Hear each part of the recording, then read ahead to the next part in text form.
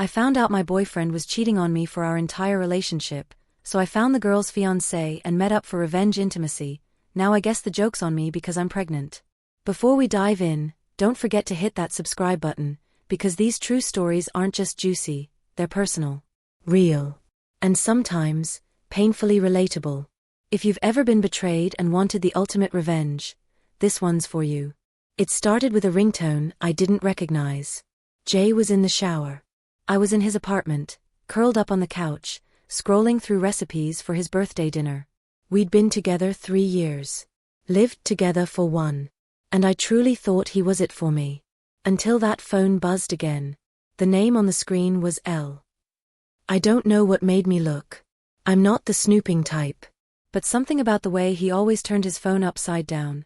Something about the fact he never left it out of arm's reach. Something just felt off lately. So I opened the message. Last night was perfect. I still smell like you. Can't wait till she's gone this weekend. My hands froze. My brain did too. I couldn't process what I was reading fast enough to stop the nausea creeping up my throat. I scrolled. There were hundreds of messages. Photos. Voice notes. A full-on second relationship. A life with someone else. They'd been seeing each other for almost 2 years. I couldn't breathe. I dropped the phone just as the bathroom door clicked open. Jay stepped out, towel low on his waist, humming. Oblivious. I looked at him. And I didn't see the man I loved. I saw a stranger. A liar. A con artist with a beautiful smile and a knife behind his back. I wanted to scream. To throw the phone in his face. But I didn't. I smiled. Hey babe, I said. Dinner okay at 7? He grinned, walked over, and kissed my forehead. Sure, love. That night, I made his favorite meal. Wore his favorite dress. We even had sex. And I smiled the entire time. I already knew I was going to destroy him. The next morning, I called in sick to work. Then I did what any scorned woman with too much time and Wi-Fi does. I turned into a digital assassin. I found Elle's Instagram in 5 minutes. Private, but the bio said, ring Ethan's fiancé, for mom coffee snob. Cute. A little more digging, and I found Ethan. Engineer. Gym guy. Posts motivational quotes like it's a second job. If they disrespect you once, it's on them. Twice, it's on you. Perfect. I didn't message him right away. I wanted to know what kind of man he was. I watched his stories. Scrolled through his tagged photos. He seemed decent. Loyal. Soft in the eyes. So when I finally did message him, I kept it short. Hey, Ethan. You don't know me, but I think we need to talk. It's about Elle. And Jay. He replied in under 5 minutes. We met that evening at a quiet cafe near downtown. It was raining, and I remember thinking, how cinematic. He looked even more heartbroken in person. Handsome in a rugged, tragic way. His eyes were red, his jaw clenched. You're sure? He asked me after I showed him the screenshots. Positive, I said. I had more. Videos. Photos. One even showed Elle in my kitchen, holding my cat, while I was supposedly on a girls' trip. Ethan didn't cry. He didn't yell.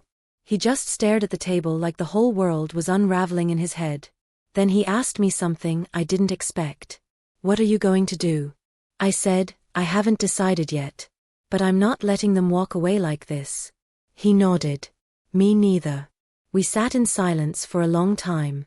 Then he looked up and said, want to get out of here? We didn't plan it. I swear we didn't. But when we ended up in his car, and then his place, and then his bed, it wasn't about love. It wasn't even really about sex. It was about reclaiming power. About choosing each other in the face of betrayal. It was revenge. And in that moment, it felt damn good. Jay noticed something was off within a few days. You okay, babe? I'd nod. Smile. Say, just tired. But I was different. Colder. Calmer. And he could feel it. Meanwhile, I was texting Ethan more. Not romantically. Not yet. We were trauma bonded now. Allies in pain. And I think we both liked knowing someone else got it. 2 weeks later, I broke up with Jay. Sat him down, handed him a folder with printed screenshots, and watched the blood drain from his face. "I know everything," I said quietly. He stammered. Apologized. Swore he'd end it with L. That he loved me. That I was the one. I just smiled. "I already left your name off the lease renewal," I told him. "You've got a week to move out." He didn't beg. Not really. He was too shocked. But I knew I'd hit him where it hurt, his pride. He always thought he had me wrapped around his finger. That I'd never leave. The next day, I blocked him on everything. I thought that would be the end. It wasn't. 3 weeks after that night with Ethan, I missed my period. I wasn't too alarmed at first. Stress messes with your cycle, right? But then another week passed. And another. So I bought a test. Then 5 more. All of them screamed the same thing. Pregnant. I stared at that word for hours. This wasn't part of the plan. I wasn't supposed to walk away from the ashes of a shattered relationship, pregnant by the fiancé of the woman my ex was cheating with. But there I was. Alone in my bathroom. Holding the consequences of one reckless night in my shaking hands. I told no one. Not even Ethan. I needed time. I needed control. But life? Life doesn't wait for you to catch your breath. The next night, Jay showed up at my door. I didn't open it, but I watched through the peephole. He looked rough. Hollow. Like he hadn't slept. "Please, Amara. Just let me talk." I said nothing. He kept showing up. Leaving flowers. Notes. Once, even a bracelet with our initials engraved. I ignored them all. Then one day I opened my door, and found him sitting there. And before I could close it again, he said something that stopped me cold. "Elle's engaged to someone else now," he muttered. "She left me." I blinked. And he smiled, that broken, pathetic kind of smile. "Guess I got what I deserved, huh?" I didn't say anything. But deep down, I felt it. He really has no idea what's coming. I wasn't going to tell Jay. I owed him nothing. Not after what he did. And definitely not after watching him cry on my doorstep like a lost puppy abandoned by the very woman he threw me away for. But the pregnancy test in my drawer kept whispering otherwise. I kept replaying that night with Ethan. Not out of regret. But out of uncertainty. Do I tell him? Do I even tell Ethan? Do I keep the baby? That last question haunted me more than the rest. I'd always wanted to be a mother. Just not like this. 3 days after Jay's doorstep breakdown, I got a text from Ethan. "Hey, can we talk? In person?" I agreed.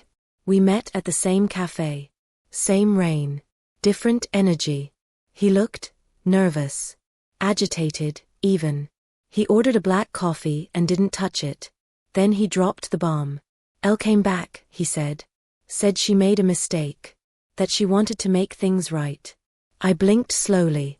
And I told her no. I couldn't do it. Not after what we did. Not after what I know now. He looked at me. There was weight in his eyes. "Amara, I think I'm falling for you." I froze. I hadn't expected that. Not from Ethan. Not now. Not with everything in limbo. He reached for my hand across the table. His thumb brushed my knuckle. I pulled back. "I have to tell you something." His brow furrowed. I took a breath, but my voice still came out shaky. "I'm pregnant." Silence. The kind that stretches so long it feels like it changes the air in the room. Ethan blinked. Then again. "You're sure?" 5 tests. He leaned back. Swallowed hard. His jaw tensed. "Okay," he finally said. Okay. Do you know if it's mine?" I flinched at the implication. I hadn't been with Jay in weeks before that night. "I'm sure." Another pause. He nodded slowly. His leg bounced under the table. I could tell he was spiraling inside. Then he said, quietly, "Do you want to keep it?" I looked him dead in the eye. Yes. The next few weeks were blurry. I started prenatal appointments. Moved into a new apartment. Cut off all contact with Jay, even though he kept trying. DMs. Emails. Even sending letters through my building's front desk. But I was done playing the passive role in a story he thought he owned. I was writing my own now. Ethan tried to be involved. He came to one of the early scans. Bought me ginger chews for the nausea. Offered to help with baby stuff. But he was distant. Polite. Present. Just not emotionally there. And I got it. He didn't sign up for this. Still, I wasn't about to beg anyone to stay in a life I was fully prepared to raise on my own. Then Jay showed up at my doctor's office. I was sitting in the waiting room with a file folder in my lap, scrolling through my phone, when I heard his voice. Amara? I looked up and felt my stomach sink, not from the baby. Jay. Sweaty. Pale. Nervous. What the hell are you doing here? He held up his hands. I overheard your mom talking to someone at church. She mentioned you were pregnant. Of course she did. I stood up. My heart was pounding. Everyone in the waiting room was watching us now. Leave, Jay. Is it mine? I laughed. Harder than I should have. You think I'd let you anywhere near me after what you did? He stepped closer. His voice lowered. Just tell me the truth. It's not yours, I hissed. And even if it was? You'd never see a single inch of that child's life. His face fell. Goodbye, Jay. And that was the last time I saw him in person. Fast forward to month 5. My belly started to show. My cravings got weird. My moods got weirder. Ethan came around more often. Painted the nursery with me. Put together the crib. Once, I caught him watching me while I slept on the couch. His face was soft. Almost sad. I didn't know what to make of it. Then one night, he asked me to go for a walk. We ended up at the same bench we sat on the night we first decided to destroy our exes. Only now, we were creating something instead. Ethan took a deep breath. I didn't think I could love anyone after Elle, he said. I really didn't. I stayed quiet. But watching you grow this life, watching how strong you are, it changed something in me. He turned to me. I want to do this with you. For real. Not just because we have to, but because I want to. My heart flipped. Once. Then again. I don't love you, I said honestly. He nodded. Not yet, he whispered. When the baby was born, it was like the world slowed down. A girl. Healthy. Loud. With my nose and his eyes. Ethan held her like she was the most fragile thing he'd ever touched. And then he kissed my forehead. We named her Isla. Jay tried one more time. He emailed me a week after the birth. Said he saw a tagged photo and knew. Said he could tell the baby was his. I didn't reply. Instead, I posted a family photo of me, Isla, and Ethan. Captioned it, "The best revenge is a life you never get to touch." And you know what? I don't regret it. I don't regret Ethan. I don't regret that night. I don't regret the path I took to heal. Because while Jay and Elle are still stuck in their cycles of betrayal and drama, I've built a new life.